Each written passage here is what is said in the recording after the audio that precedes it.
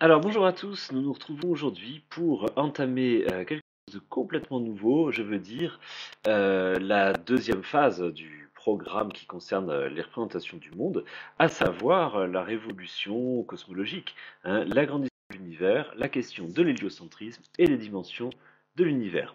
Voilà, c'est là un événement euh, philosophique absolument majeur qui va bouleverser les conceptions du monde, les représentations religieuses, métaphysiques, morales, euh, autant et même plus que la découverte du Nouveau Monde, hein.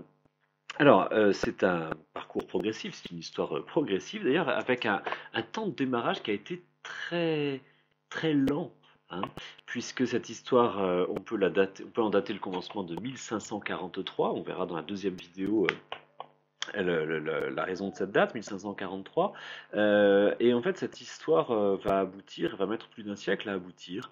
Preuve finalement que les résistances des mentalités religieuses, mais pas seulement religieuses, étaient probablement beaucoup plus importantes que pour le cas de la découverte du Nouveau Monde.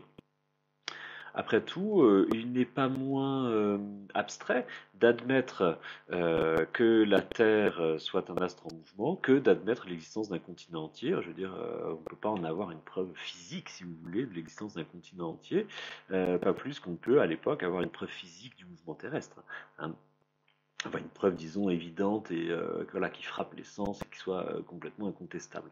Alors, il y a dans cette histoire de nombreux noms, de nombreux savants qui se sont illustrés vraiment souvent par des comportements vraiment, on peut dire, héroïques, enfin certains d'entre eux, vraiment. Alors voilà, si vous voulez grainer les principaux noms, on parlera évidemment de Copernic, de Tycho Brahe, qui est moins connu, Giordano Bruno, Johannes Kepler, Galilée, et enfin Newton.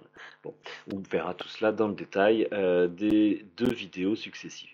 Alors, oui, la découverte du Nouveau Monde et l'agrandissement de l'univers constituent deux événements qui sont complètement parallèles, hein, l'un à l'autre, non seulement en raison de leur époque, mais en raison de leur signification. Et d'ailleurs, Giordano Bruno fera le parallèle, hein, entre les deux.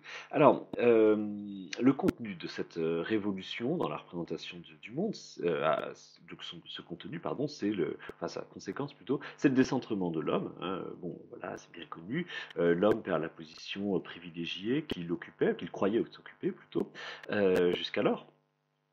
Et sa dimension est également perdue puisque les deux points sont absolument inséparables et parfaitement solidaires, hein, la place de notre planète au sein de l'univers et les dimensions de l'univers, hein. Ces deux choses sont inséparables.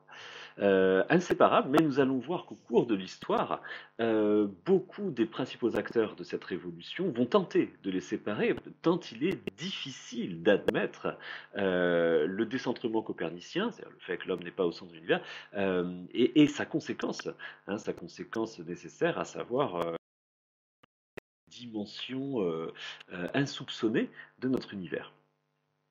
Alors, il y a un auteur, il y a un philosophe qui est à la fois un savant et un philosophe qui exprime la conséquence morale et métaphysique de cette révolution avec beaucoup oui, beaucoup de clarté, beaucoup de pathos aussi. C'est Pascal, Blaise Pascal.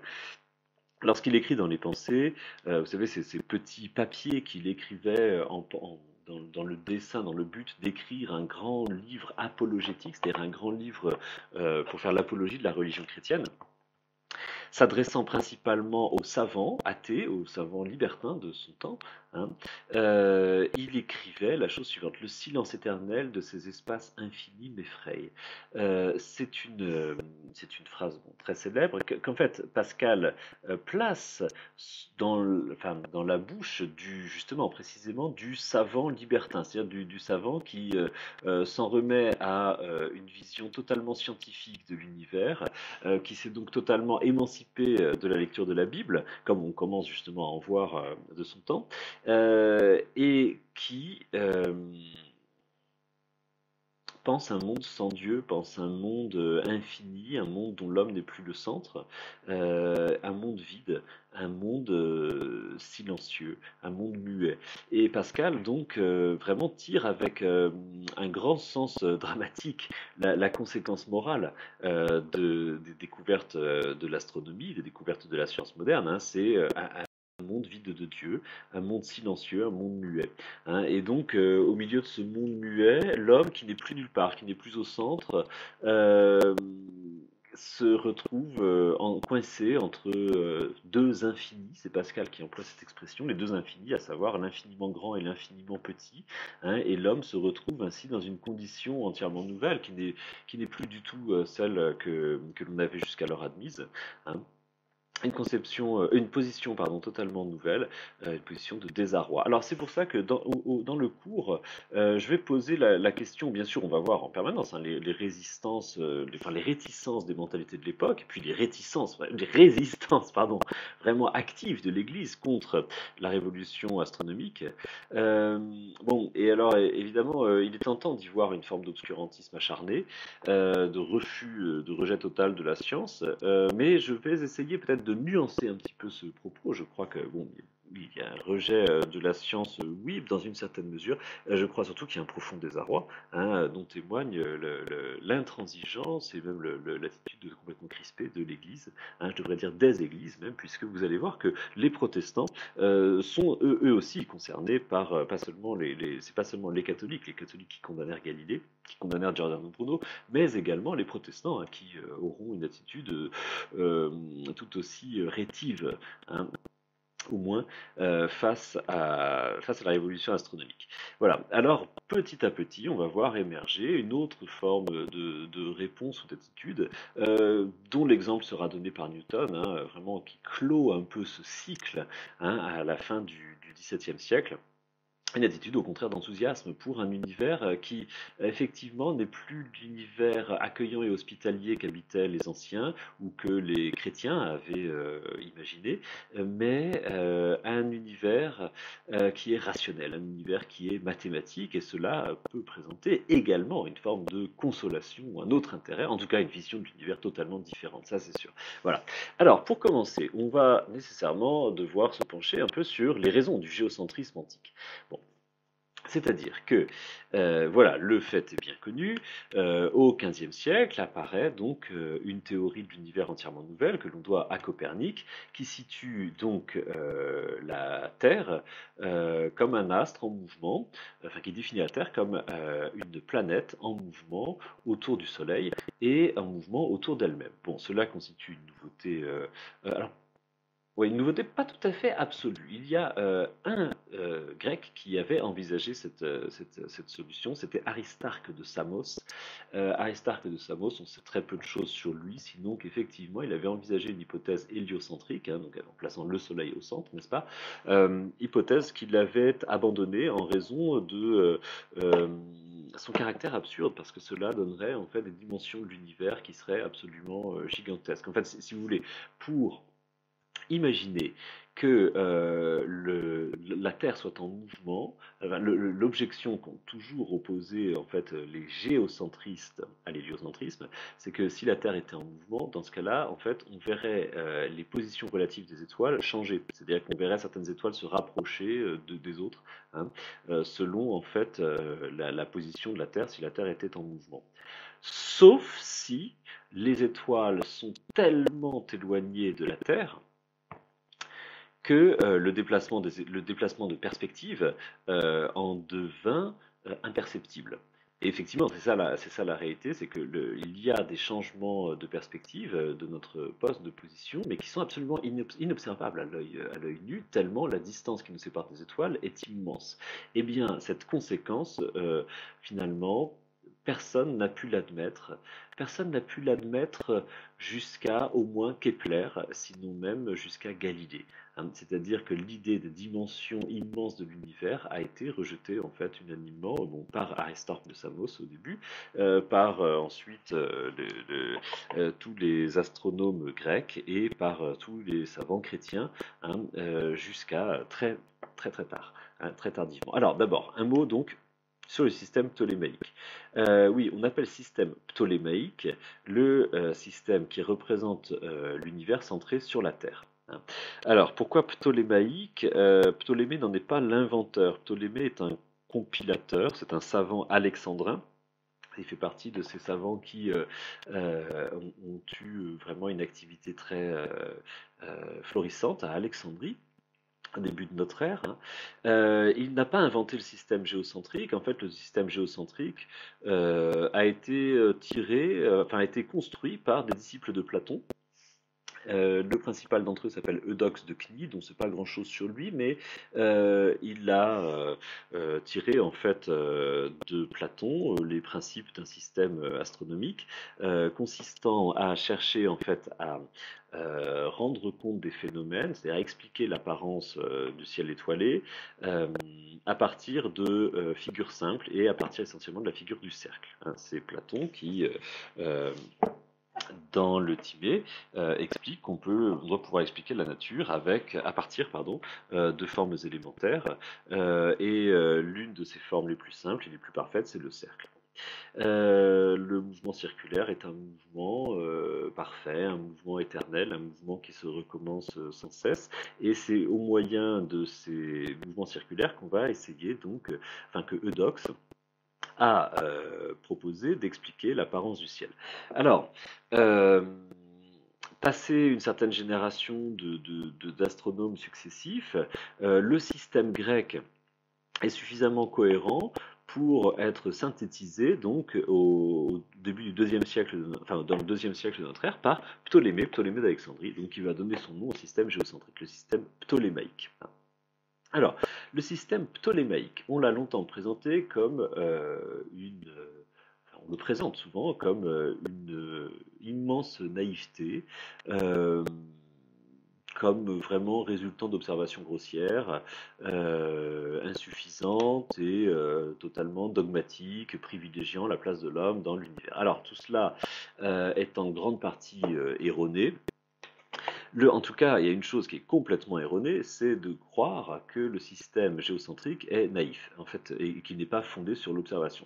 Alors là, c'est absolument faux. Pour le coup, le système ptolémaïque est entièrement empirique. D'ailleurs, en fait, il est même trop empirique, hein, et il colle parfaitement, ou presque parfaitement, il y a une petite nuance près, il colle presque parfaitement aux apparences que l'on peut voir dans le ciel étoilé, à tel point qu'il faudra quand même 20 siècles pour qu'on s'aperçoive qu'il était faux, hein. Je veux dire, si ce système était totalement déconnecté des apparences et déconnecté euh, de, du monde tel qu'il nous apparaît, il ne serait pas resté en vigueur comme ça pendant 20 siècles. Bon.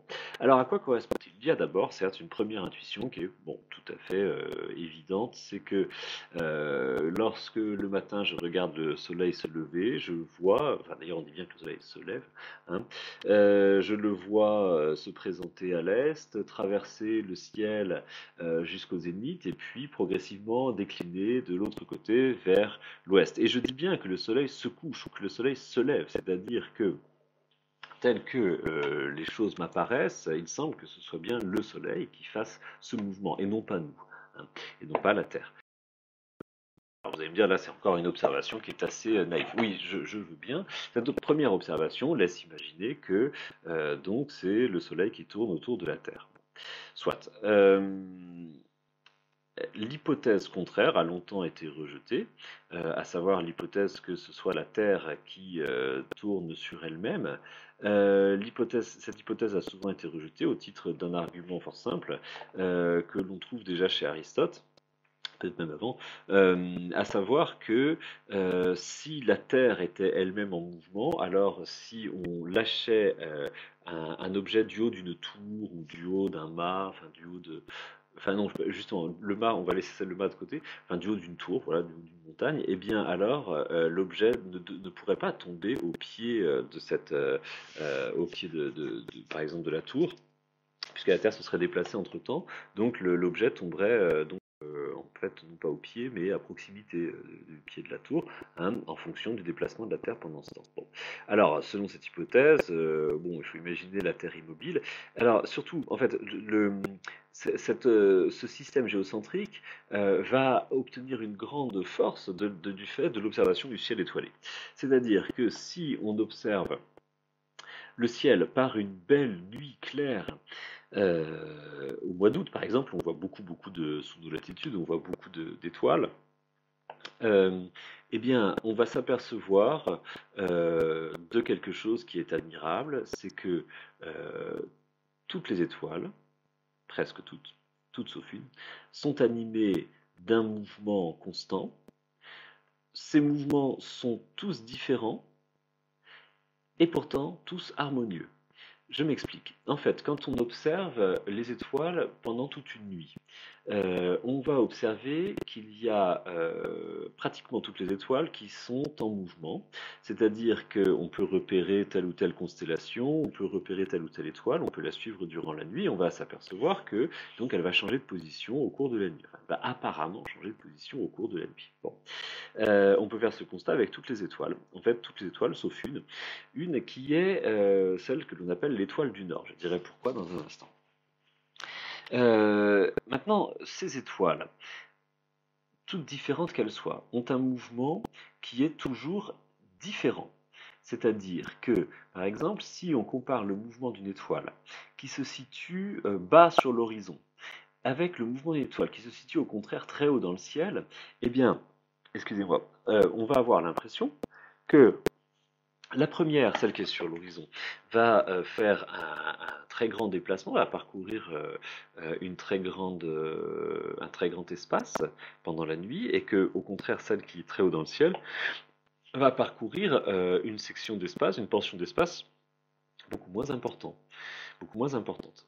Euh, et pourtant, ce qui est admirable, c'est que entre le tout début de la nuit et la toute fin de la nuit, les étoiles, même si elles sont toutes animées d'un mouvement différent, vont conserver le même rapport entre elles, hein, c'est-à-dire qu'il y a des constellations en somme. C'est-à-dire que, par exemple, telle étoile qui semble assez proche de telle autre, un petit peu sur sa gauche, bon, eh bien, à la fin de la nuit, sera toujours également assez proche de cette étoile et toujours à peu près avec les mêmes, enfin toujours exactement, hein, enfin, du moins à l'œil nu, avec les mêmes angles, voilà, les mêmes rapports et cela tous les jours de l'année, hein.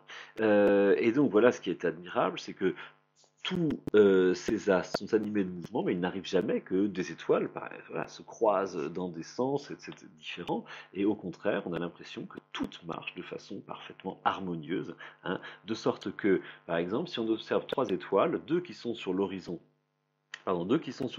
et une troisième très haut dans le ciel, eh bien, à travers la nuit, elles vont conserver le même angle, hein, et les mêmes distances apparentes, même si, en fait, elles se sont déplacées à des vitesses différentes, enfin, elles se sont apparemment déplacées à des vitesses différentes. Alors, tout cela combiné avec la fixité de l'étoile du Nord laisse penser que nous sommes à l'intérieur d'une vaste map-monde, pour ainsi dire. Hein, imaginez que vous soyez à l'intérieur d'une map-monde. Vous êtes situé au centre de cette map-monde. Vous regardez vers le haut, il y a un point qui ne tourne pas. Et puis imaginez que la surface de cette map-monde soit piquée par un certain nombre de points disposés un petit peu aléatoirement et qu'il y ait une source d'éclairage, voilà, qui rende ces points lumineux. Eh bien, vous verriez à ce moment-là tout ces points tournés de façon parfaitement harmonieuse, comme je disais tout à l'heure, des étoiles, hein. Si bien que si on observe attentivement le mouvement des étoiles pendant la nuit, il semble évident, il semble irréfutable, hein, que les étoiles sont toutes fixées en quelque sorte sur une vaste sphère qui est en révolution permanente autour de nous et que nous restons immobiles au cours de la nuit et que ce sont donc les étoiles qui tournent autour de nous d'un mouvement qui est toujours parfait, qui est toujours régulier tous les jours de l'année à des siècles de distance. Les positions, les distances et les angles des étoiles sont les mêmes, hein. Enfin, les positions changent au cours de la nuit, mais les angles et les constellations sont absolument les mêmes. Il n'y a aucun changement enfin du moins aucun changement décelable à l'œil nu. dans les angles et dans les distances apparentes des étoiles entre elles. Bon. Donc, cette étoile du Nord, oui, entre parenthèses, indique donc l'un des deux pôles. Alors, attendez, oui, l'un des deux pôles de cette sphère. Et donc, si on allait regarder ce qui se passe dans l'hémisphère sud, cela les Grecs l'avaient parfaitement prévu, même s'ils n'y étaient pas allés, on pourrait observer effectivement un autre point qui ne changerait pas de position pendant la nuit, alors que toutes les étoiles continueraient de tourner sans relâche. Et ce point, ce serait donc le pôle sud de notre univers. Et effectivement, si on va dans l'hémisphère sud, on peut observer qu'il y a un point. Alors, évidemment, c'est pas le même que, enfin, c'est pas l'étoile du Nord. En réalité, c'est même non pas une étoile, mais quatre étoiles qu'on appelle la croix du Sud, hein. Et donc, voilà, notre univers est une sphère qui est fixée, enfin, qui tourne autour d'un axe, hein, un axe qui définit donc le nord et le sud, toutes les étoiles font cortège pour tourner harmonieusement autour de nous, hein. Ces étoiles, alors curieusement, les Grecs, enfin, c'est un peu contre-intuitif, les appellent les étoiles fixes. Alors fixes alors qu'elles sont en mouvement, c'est un petit peu étrange. Oui, fixe ça signifie en fait qu'entre elles, elles ne changent pas de proportion, elles ne changent pas de rapport entre elles, hein. C'est comme si donc elles étaient portées par une sphère qui, elle, était en mouvement. Voilà, la sphère des fixes, on appelle ça. Bon, un peu paradoxal d'expliquer les choses ainsi, mais voilà. Alors, à quoi opposer les étoiles fixes? Eh bien, à certaines autres étoiles qui, elles, n'observent pas ce beau cortège harmonieux. Ce sont les étoiles qui se promènent, et en grec, le verbe se promener se dit planein, planéo, je me promène. Et donc les étoiles qui se promènent, ce sont des planètes. Les Grecs considèrent les planètes comme des étoiles. Alors oui, cela nous semble à nous aujourd'hui très étrange, puisqu'aujourd'hui on considère qu'en fait les étoiles sont des soleils, hein, et donc des astres en combustion, constitués de gaz ou de roches en combustion. Euh, pour les Grecs, en fait, les Grecs ne font pas cette différence entre planètes et étoiles. Simplement, il y a des étoiles qui sont fixes et des étoiles qui se promènent. Les étoiles qui se promènent, ce sont justement nos planètes. Bon. Et donc, ce sont là des astres un peu curieux, un peu fantasques, qui observent une course qui n'est pas aussi régulière que celle des astres fixes, hein. C'est-à-dire que les planètes ne se déplacent pas à la même vitesse, sur le même plan et de la même façon que les étoiles fixes. Au contraire, les planètes se déplacent à un rythme qui semble irrégulier. C'est pour cela qu'on dit qu'elles se promènent, c'est-à-dire que par moment, on a l'impression que les planètes avancent assez vite, puis décélèrent, puis s'arrêtent, puis repartent en arrière, etc. Un phénomène un peu étrange comme ça, qui laisse entendre qu'il y a donc des astres intermédiaires, si vous voulez, entre notre Terre et les étoiles fixes. Oui, alors les planètes passent devant les étoiles fixes, donc on peut supposer qu'elles sont situées entre nous et les étoiles fixes, hein. Et alors leur lumière aussi connaît des variations, il y a des variations de lumière, d'intensité lumineuse, qui laissent imaginer qu'elles sont tantôt plus proches, tantôt plus loin de nous. Et alors, cela n'est pas une brèche dans le système ptolémaïque, c'est au contraire une des particularités du système ptolémaïque. Ah oui, alors, justement, nous voici devant le système proprement dit. Alors, ici, c'est une représentation qui ne date pas de l'Antiquité. C'est une représentation qu'on trouve dans un livre de la Renaissance qui représente donc le système de Ptolémée. Donc c'est dans un livre chrétien, hein, qu'on trouve cette illustration. Alors oui, c'est très charmant. Ici, on a la terre, c'est mignon. Il y a des peupliers, il y a de la campagne, il y a des petits ruisseaux, il y a même un petit clocher là. Oui, vous voyez, on est chez les chrétiens. Il y a ici la barrière de nuages et la barrière de feu qui entoure la Terre, et puis ensuite on a la liste des astres, enfin des planètes, pardon, connues des anciens, à savoir la Lune, puis Mercure, puis Vénus, le Soleil, Mars, Martis, hein, Jupiter, Iolis et Saturne. Entre parenthèses, vous avez donc là les noms des jours de la semaine, hein. C'est les 7 jours de la semaine qui correspondent à cette orbite, hein, qui correspondent qui correspondent aux 7 cieux connus par les Grecs. Hein. Et oui, le lundi, c'est bien le jour de la Lune, le mardi, le jour de Mars, le mercredi, le jour de Mercure, le jeudi, le jour de Jupiter. Vendredi, Vénus, samedi, Saturne, hein, et dimanche, le Soleil. Donc en fait, vous voyez, nous vivons encore dans une temporalité qui a été définie par l'astronomie grecque, hein, je veux dire au moins le jour de la semaine, qui d'ailleurs, entre parenthèses, se sont imposés partout sur Terre. Hein, je veux dire, il y a eu à d'autres époques des systèmes de numération des jours de la semaine différents. Hein. Par exemple, en Chine, on comptait les jours de la semaine par 10. Hein, il y avait des semaines de 10 jours. Bon, ben, il est évident qu'aujourd'hui, les Chinois ont adopté également la semaine de 7 jours qui a été mise au point par les astronomes grecs, hein, en fonction du nombre de planètes qu'ils connaissaient. Donc, alors, vous voyez, nous sommes ici. Oui, pardon, j'ajoute autre chose, c'est que cela indique bien le rapport entre l'astronomie et le calcul du temps, le calcul du calendrier plus exactement. C'est-à-dire que les astronomes ont été de tout temps des gens fort utiles pour calculer les calendriers, pour mettre au point des calendriers, pour par exemple déterminer la longueur de l'année. C'est quelque chose qui était un problème extrêmement compliqué et ça a pris très longtemps, hein, pour savoir en fait combien de jours exactement compte une année, c'est-à-dire à quel moment en fait l'année recommence à l'identique. Hein. C'est là une question scientifique et philosophique très compliquée.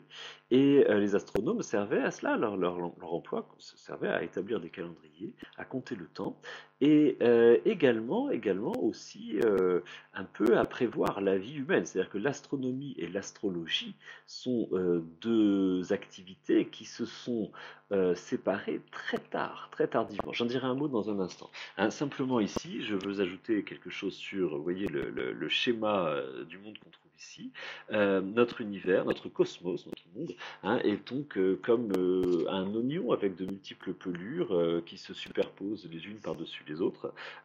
C'est-à-dire que ces pelures sont autant d'orbites, en fait, hein, que les Grecs appellent des cieux. Il y a le ciel de la Lune, le ciel de Mercure, c'est le deuxième ciel, le ciel de Vénus, c'est le troisième ciel, etc.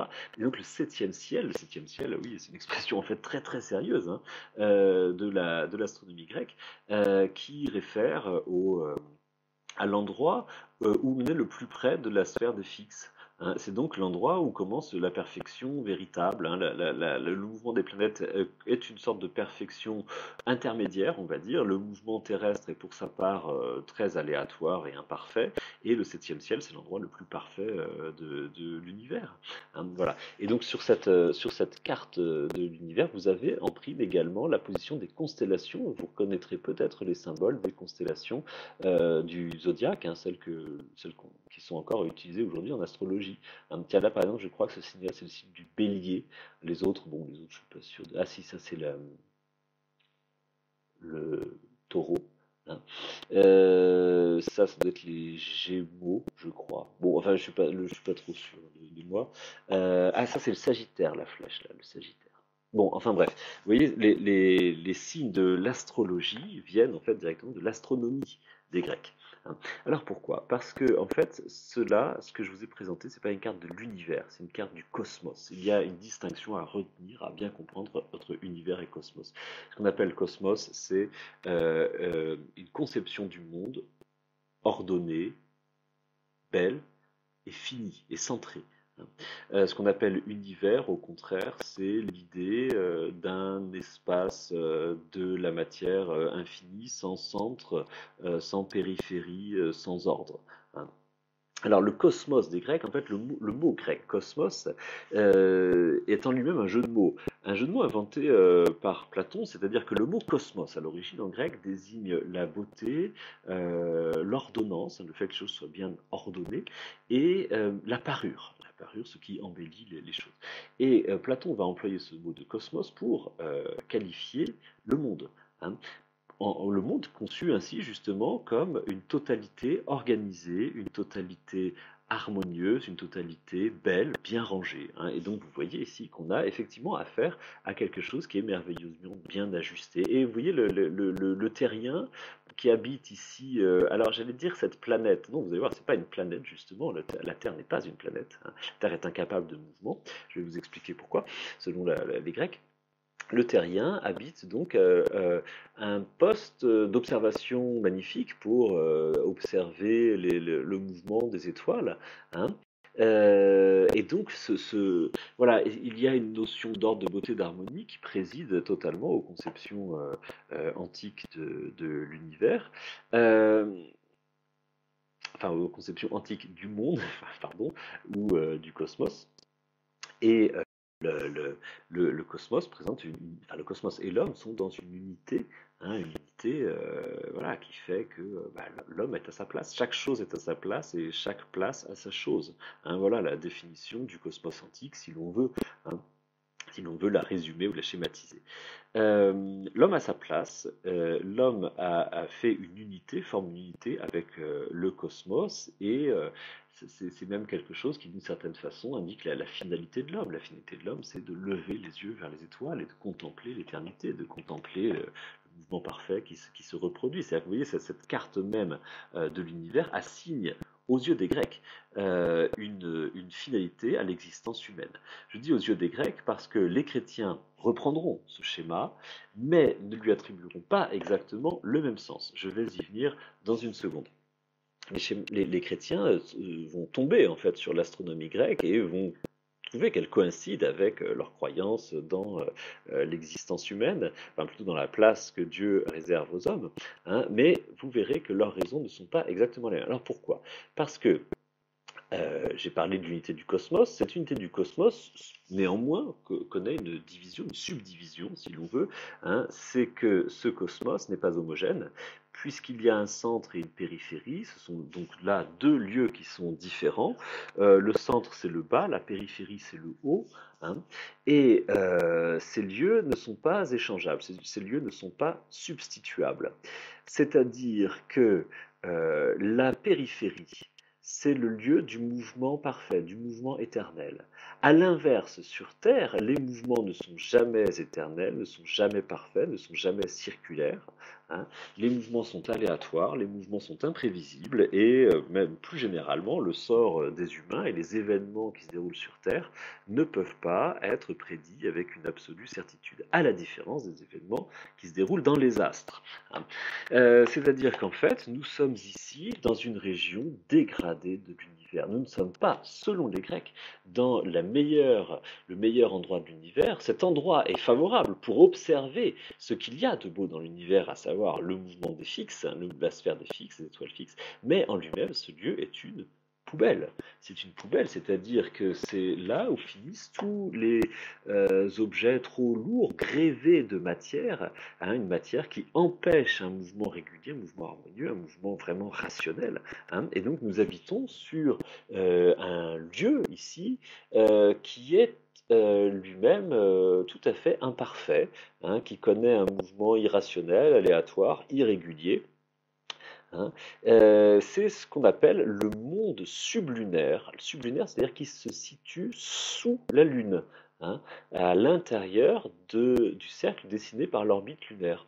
Et à l'inverse, alors le monde sublunaire, excusez-moi, c'est le monde de l'irrégulier, c'est le monde de l'aléatoire, c'est le monde de l'à peu près, où les événements ne se reproduisent jamais deux fois de la même manière, où les saisons ne reviennent jamais à l'identique, où les batailles ne se déroulent jamais à l'identique, où l'on ne croise jamais deux personnes qui soient absolument identiques. Hein. Et à l'inverse, tout le monde au-dessus de l'orbite lunaire, hein, c'est le monde de la régularité, c'est le monde céleste tel qu'on l'a défini tout à l'heure.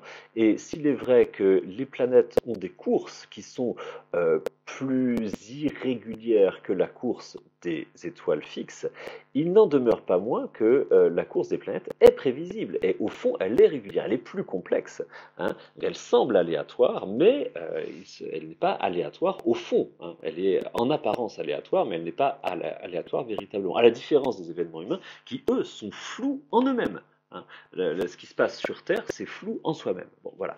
Donc, ce sont là deux lieux qui sont opposés l'un à l'autre, et pour les Grecs, il est clair que nous habitons dans un bidonville, enfin une poubelle, là où tombe, vous savez, comme au fond de, comment ça s'appelle, du siphon de l'évier, hein, ou au fond de la bouteille de vin, où tombent en fait toutes les choses un peu répugnantes, toutes les choses un peu dégoûtantes, qui en fait sont incapables voilà, de connaître la beauté et l'harmonie. Eh bien la Terre, c'est ça, c'est un siphon dans lequel se décantent toutes les saletés de l'univers, toutes les parties de matière qui s'opposent au mouvement, qui ne peuvent pas connaître la perfection du mouvement mathématique, hein. Et donc, ce lieu-là n'est pas du tout favorable. Et donc là, voilà, vous avez vraiment une opposition très claire entre la vision astronomique des Grecs et la vision astronomique des chrétiens. Les chrétiens vont un petit peu écarter cet aspect de l'astronomie grecque, hein. Bon, mais en tout cas, euh, voilà, ce qui m'intéresse avec cette histoire de la division du monde lunaire et du monde, pardon, sublunaire et du monde céleste, c'est que vous voyez que cette conception du cosmos est solidaire d'une conception du mouvement, hein, une conception du mouvement, une conception de la nature en général, et donc également de la physique terrestre, hein, de ce qui se passe sur Terre. C'est-à-dire que sur Terre, le mouvement est un mouvement généralement de chute. Rien ne peut euh, en fait surmonter la tendance des corps graves, des corps lourds, à tomber vers le centre de la Terre, hein. C'est d'ailleurs quelque chose dont on a enfin, dont on n'a pas eu de réfutation avant 1954, enfin de réfutation, je veux dire empirique, sur 54, je crois, le lancement du premier Spoutnik, la première fois qu'on a réussi à propulser un objet hors de l'attraction terrestre. C'est quand même extrêmement tardif, et ça veut dire que jusqu'à cette date-là, on n'avait pas de preuves empiriques, je veux dire massives, absolument évidentes et irréfutables, hein, comment dire, du fait que les corps n'étaient pas nécessairement attirés vers le centre de la Terre, et donc les Grecs finalement avaient bien raison de considérer que les corps lourds sont nécessairement attirés vers le centre de la Terre, hein, en raison voilà comment ils l'interprétaient, de la matière dont ils sont faits, qui est une matière lourde, à savoir de la terre, voilà, du feu, enfin des matières. Non, le feu d'ailleurs, non, pardon, le feu c'est au contraire un mouvement qui s'élève vers le haut. On peut toujours essayer de contrarier le mouvement du feu vers le haut, ça ne marche pas. Mais en tout cas, les éléments terrestres sont composés d'eau, sont composés de terre, de matière donc, qui s'opposent au mouvement, qui finissent par avoir raison du mouvement, par ramener les choses vers le néant du mouvement, vers la mort que constitue la proximité du centre terrestre, hein, l'immobilité. Euh, et à l'inverse, du coup, les Grecs envisageaient que tout ce qui se situe au-delà de la barrière de l'orbite lunaire euh, soit constitué de matières différentes des matières terrestres, c'est-à-dire d'un cinquième élément, d'une quintessence. Et oui, le cinquième élément, c'est pas un concept inventé par Luc Besson, c'est une donnée, enfin c'est un concept de l'astronomie grecque. Le cinquième élément, ben, c'est cet autre élément qui n'est ni eau, ni air, ni feu, ni terre, hein, et qui, lui, ne résiste absolument pas au mouvement, ne s'oppose absolument pas au mouvement. Et donc, ce cinquième élément, l'éther, c'est ce que disaient les Grecs, hein, c'est l'élément dont sont constituées les planètes, dont sont constituées les étoiles, dont sont constituées, voilà. Et donc, c'est pour cette raison que la Terre ne peut pas être une planète.